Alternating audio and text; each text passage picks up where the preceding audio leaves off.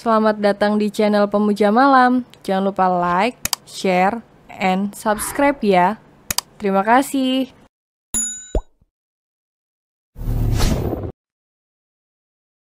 Chapter 14. Semua tidak seperti yang aku rencanakan. Gea menatap kakaknya dengan makin heran. Emangnya kenapa, Kak? Tanya Gea lagi. Namun, Amira justru menutup rapat mulutnya begitu saja. Raut keraguan tampak memenuhi seluruh wajahnya. Tidak perlu tanya mengapa, Ge. Bukankah kamu tahu kalau Mas Pandu adalah orang yang sangat kakak cintai? Jadi, kakak tidak mau Mas Pandu jatuh cinta dengan wanita yang hanya ingin memiliki hal tertentu saja dari keluarga Andaksa. Amira berkata tegas. Hati Gea makin kesini makin merasa tidak nyaman. Apalagi saat Amira sedari tadi berusaha menghindar dari pandangan Gea. Emang kakak mau kemana? Pergi?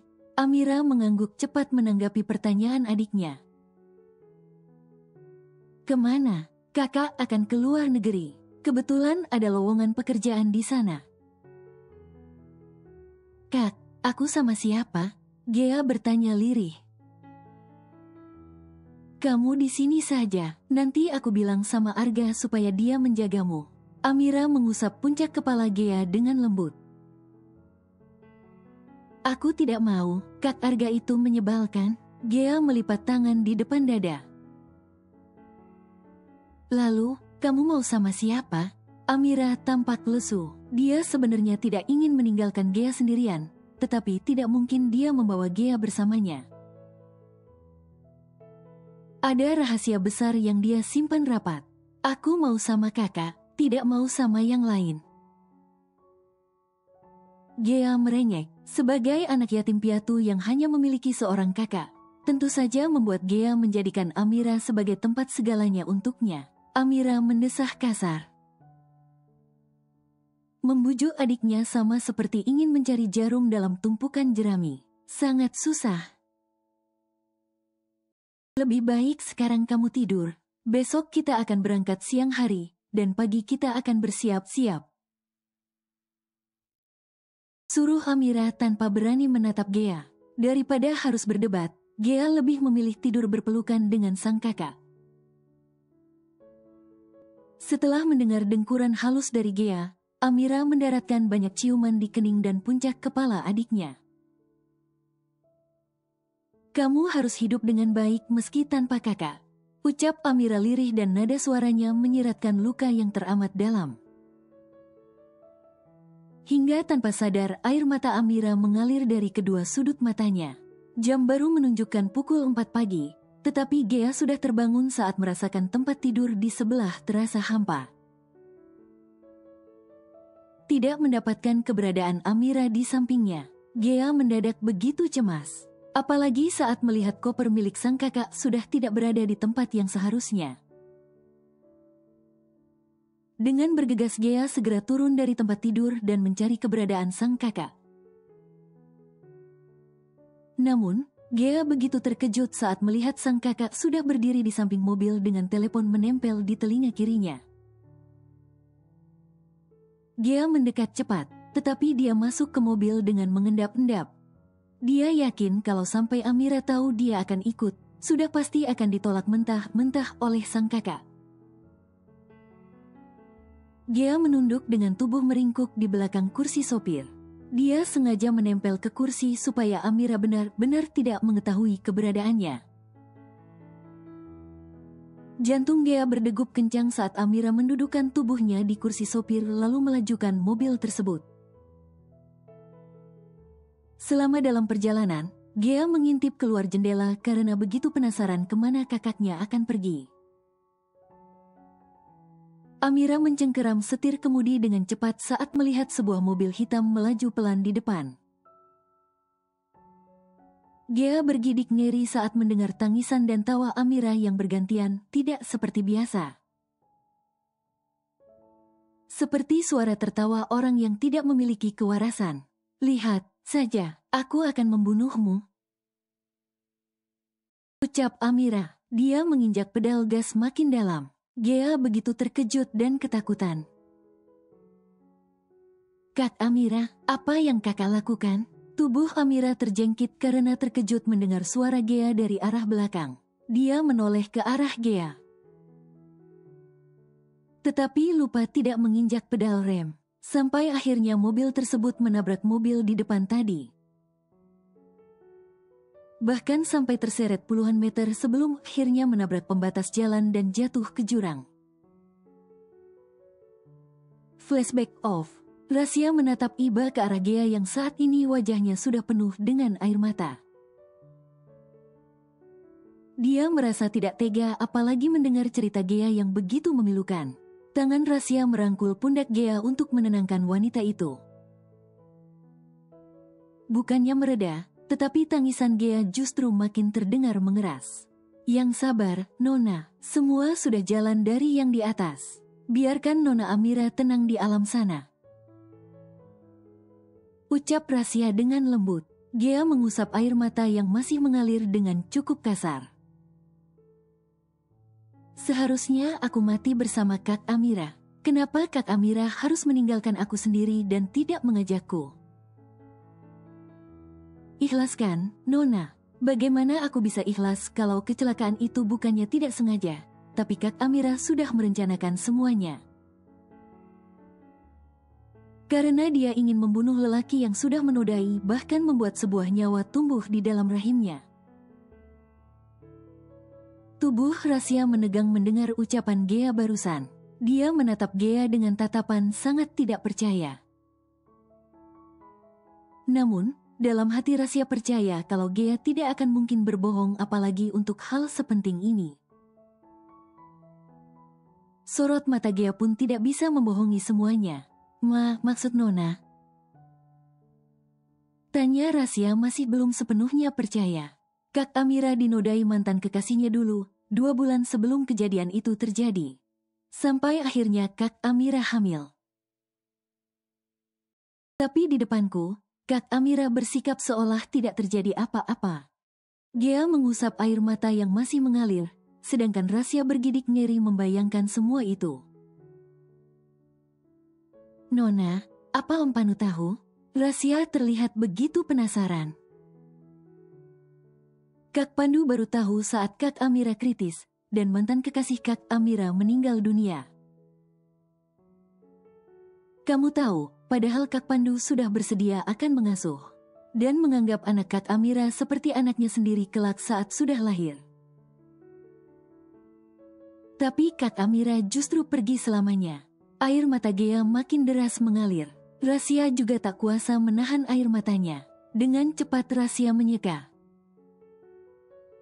Membayangkan saja sudah sesakit ini apalagi mengalami kejadian seperti itu. Nona, Anda bisa mengirimkan doa supaya kakak Anda tenang di alam sana. Rasya berusaha menghentikan tangisan Gea yang makin mengeras. Gea terdiam sesaat, sedangkan Rasya tampak gugup, cemas Gea akan berkata yang tidak-tidak kepadanya. Maukah kamu berjanji padaku untuk menjaga dan belajar mencintai Kak Pandu? Gea menatap Rasya dengan begitu memohon. Rasya terdiam untuk beberapa saat. Nona, saya tidak bisa berjanji untuk hal seperti itu. Cinta itu soal perasaan dan semua tidak bisa dipaksa. Kalau begitu jawablah dengan jujur dan cepat. Apakah kamu mencintai Kak Pandu? Tanya Gea, tetapi Rasya justru membungkam mulutnya rapat-rapat. Dia tidak berani menatap Gea, hanya menunduk dalam dengan tangan saling meremas. Nona, maafkan saya, suara Rasya terdengar begitu berat. Berhentilah selalu minta maaf di saat kamu tidak melakukan kesalahan apapun. Lagian, tidak perlu dijawab karena aku sudah tahu jawabannya, kata Gea. Rasya mendongak, menatap Gea yang sudah tersenyum lebar saat ini. Kalau begitu aku permisi saja, urusanku sudah selesai sekarang. Gea hendak beranjak pergi, tetapi Rasya menahan lengan wanita itu. Nona, hari hampir malam. Kalau Anda sudi lebih baik menginap di sini semalam. Besok pagi saya akan mengantar Anda pulang ke kota. Saya juga sudah sangat merindukan teman-teman saya. Suruh Rasya. Gea menatap Rasya sesaat, lalu mengangguk lemah sebagai jawaban. Rasya bersorak kegirangan, bahkan dia segera membersihkan tempat tidurnya. Pandu berdiri tegak dengan kedua tangan berada di dalam saku celana. Pandangannya mengedar ke seluruh penjuru ruangan yang sudah dipenuhi dengan dekorasi pernikahan yang sangat mewah. Senyum di bibir Pandu mengembang sempurna. Bayangan pernikahan resmi dengan Rasya terus saja menggoda. Tuan, Anda yakin semua akan berjalan lancar? Tanya Arga ragu. Pasti, aku sudah bilang sama ibu mertua dan dia bilang besok Rasya akan ke kota. Senyum di bibir Pandu tidak memudar sedikit pun. Nona Rasya sudah tahu, kalau sudah lantas apa fungsinya Anda membuat kejutan, Tuan? Arga bertanya dengan sedikit kesal. Belum, kata ibu mertua, dia ke kota karena ingin bertemu semua sahabatnya. Jawab Pandu. Arga tidak lagi menanggapi, hanya berdiri tenang di belakang Pandu. Bagaimana dengan Nona Gea, Tuan? Tanya Arga setelah cukup lama mereka hanya diam saja. Setelah pernikahan ini, aku akan membawa Gea pulang ke Amerika. Kamu jangan merindukan kekasih masa kecilmu itu. Ledek Pandu. Tidak akan, Tuan. Saya tidak akan melakukan hal yang tidak penting seperti itu. Waktu saya terlalu berharga. Arga membantah. Namun, Pandu justru tergelak keras. Arga yang mendengar gelakan tawa atasannya tersebut pun hanya mendengkus kasar. Jangan tertawa dulu, Tuan. Saya tidak yakin Nona Rasya akan menerima semua ini. Anda harus menyiapkan mental kalau Nona Rasya masih menolak. Ucap Arga menghentikan tawa Pandu begitu saja. Wajah Pandu mendadak pias, tidak ada sedikit pun senyuman terlihat di wajah lelaki itu. Mana mungkin dia menolak semua ini? Bahkan banyak wanita yang menginginkan sebuah kejutan dari pria romantis. Bantah Pandu. Dia berusaha berpikir positif meski dalam hati kecilnya mulai merasa ragu karena ucapan Arga. Anda jangan lupa kalau Nona Rasya tidak seperti wanita kebanyakan, Tuan. Arga berkata tegas membuat Pandu makin merasa gelisah. Berbagai pikiran jelek mulai datang menghantui. Tetapi sebisa mungkin Pandu berusaha menepis dan meyakinkan diri kalau semua akan berjalan sebagaimana mestinya. Kalau begitu, aku akan memberimu tugas untuk membuat Rasya menerima pernikahan ini tanpa penolakan sedikit pun. Aku akan menggajimu 3 kali lipat, kata Pandu. Saya tidak mau, Tuan. Arga menolak tegas. Pandu menatap Arga dengan kening mengerut dalam hingga membuat kedua alisnya saling bertautan. Kenapa kamu tidak mau? Pikirkan, Ga. 3 kali lipat gajimu bisa untuk membeli sebuah mobil. Pandu masih berusaha merayu, namun Arga sama sekali tidak tergoda. Lalu kamu mau apa? Tanya Pandu berusaha menahan kekesalannya. Dalam hati dia mengumpati Arga yang seolah memanfaatkan keadaan. Saya hanya punya satu permintaan, Tuan. Apa? Sela Pandu tidak sabar. Saya ingin Anda memberi izin libur kepada saya selama 2 minggu. Kamu jangan gila, Ga. Hardik Pandu. Arga menutup kedua telinga karena teriakan Pandu seperti akan memecahkan gendang telinga. Saya masih waras, Tuan, dan tampan tentunya. Kelakar Arga. Kekesalan Pandu makin menjadi-jadi. Kenapa kamu jadi tertular istriku yang aneh itu?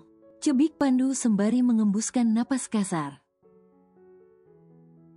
Meskipun aneh seperti itu, tapi dia istri Anda, Tuan, dan saya yakin Anda akan bucin padanya. Arga seolah tidak takut. Pandu lebih memilih pergi daripada harus meladeni Arga yang menyebalkan.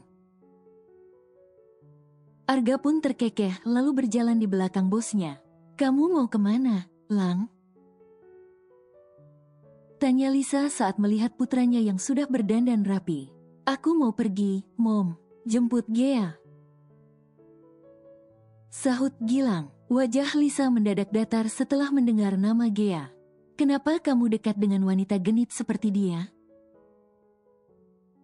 Lisa bertanya ketus. Gilang merangkul pundak sang mama dan mendaratkan ciuman di pipi wanita paruh baya tersebut. Gea tidak genit, Mom. Gilang membantah. Lisa menjadi makin kesal. Kalau bukan wanita genit, kenapa setelah kematian Amira dia selalu menempel pada kakakmu? Gilang tersenyum melihat bibir sang ibu yang mengerucut seperti anak kecil. Udah emak kenapa masih kayak bocah, sih, Mom? Rasanya pengen aku kucir nih bibir. Gilang mencubit pelan bibir Lisa hingga membuat wanita paruh baya itu memekik. Gea itu dekat dengan Kak Pandu karena menjalankan amanat dari Kak Amira. Ucapan Gilang membuat Lisa menatapnya dengan heran. Amanat apa? Tanya Lisa penasaran. Kapan aku ceritain, Mom? Aku mau pergi dulu keburu kemalaman. Aku sayang Mommy. Gilang kembali mencium Lisa sebelum akhirnya pergi dari sana tanpa peduli pada teriakan Lisa yang menggema. Dasar anak nakal, cebik Lisa, menatap punggung putra bungsunya yang perlahan lenyap dari pandangan.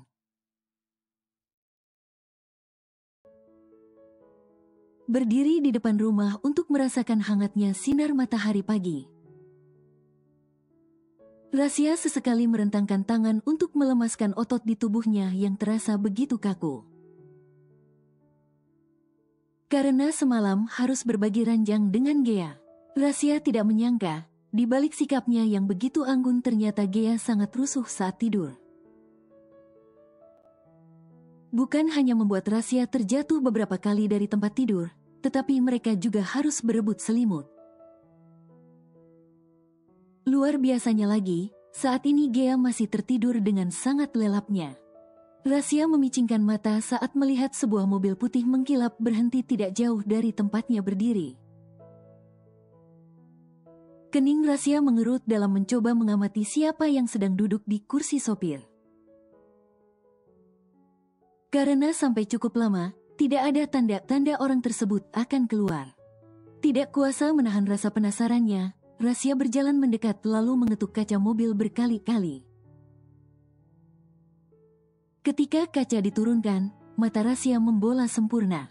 Saat melihat lelaki tampan yang sedang duduk dengan begitu gagah dan kacamata hitam bertengger. Namun, Rasya mendengkus kasar setelahnya saat menyadari siapa pria tersebut. Minggirlah, aku akan keluar.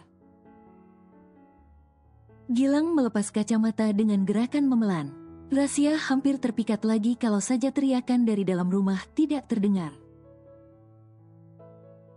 Rasya dan Pandu sama-sama menoleh ke arah Gea yang sedang berjalan mendekat.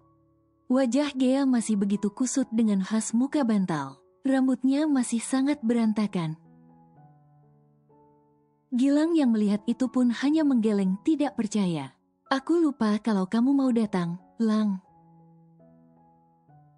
Gea menunjukkan rentetan gigi putihnya, tersenyum manis ke arah Gilang.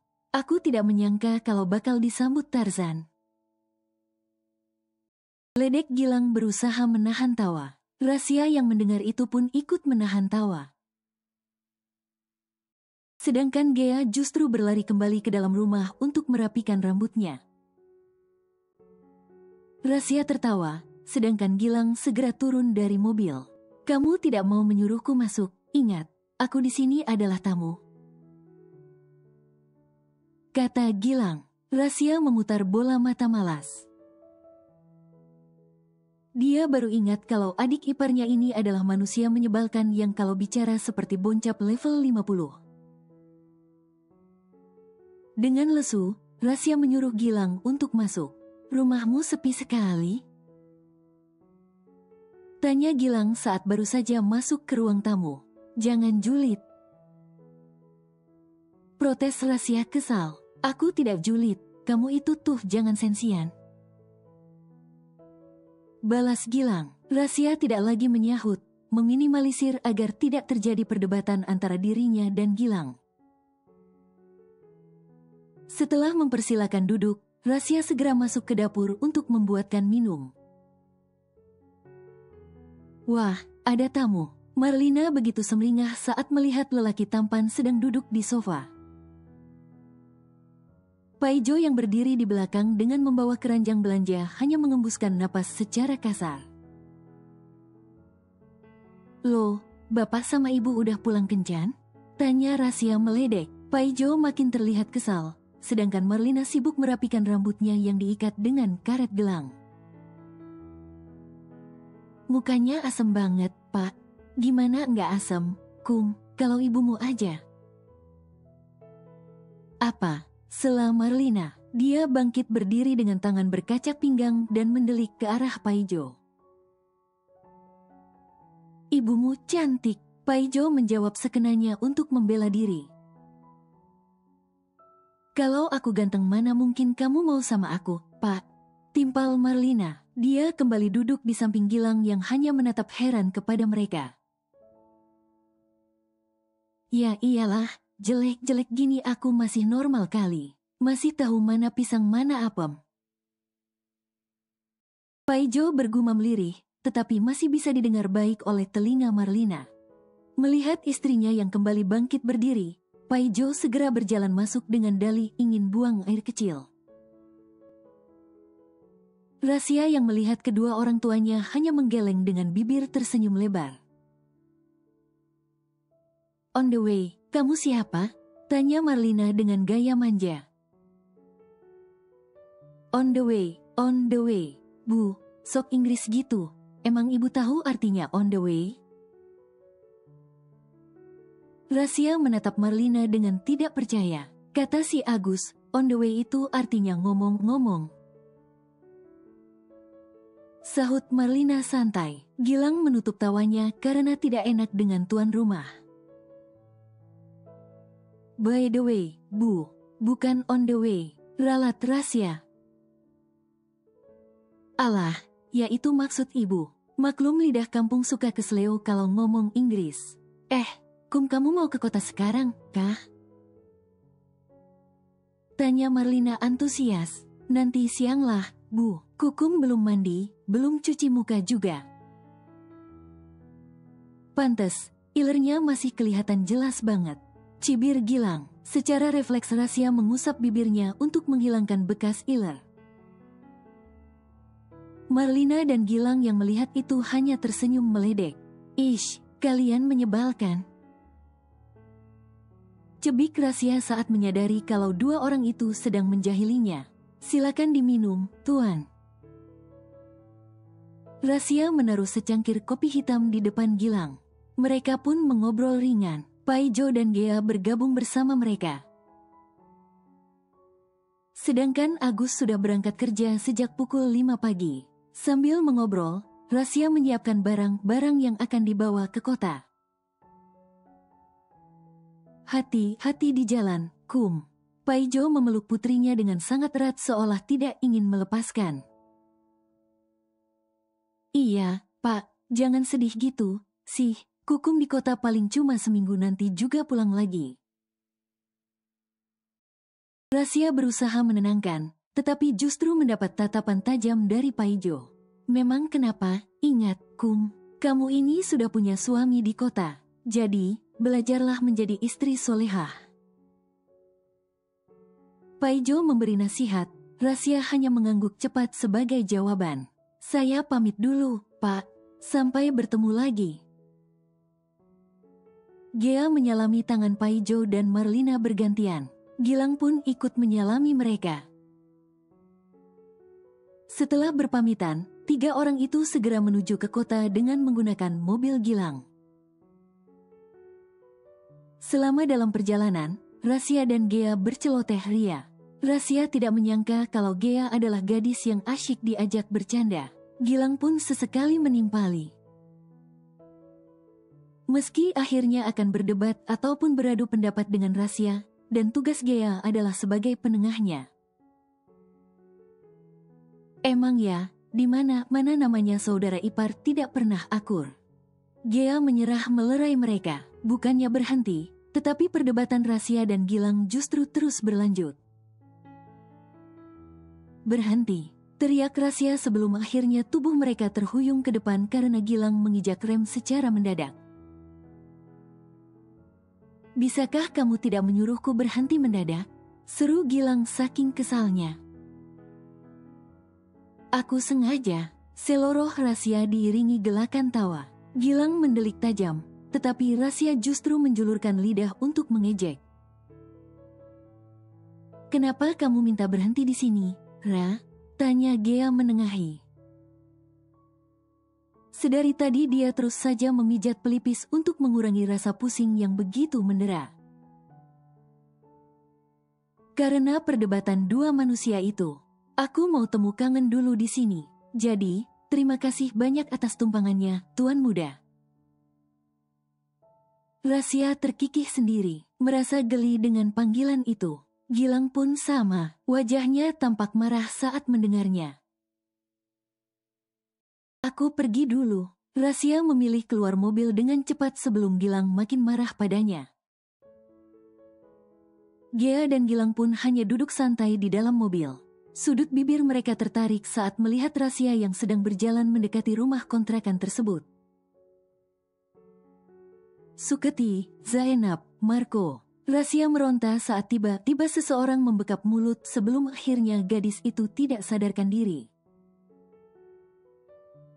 Karena obat bius yang dioleskan ke sapu tangan tersebut.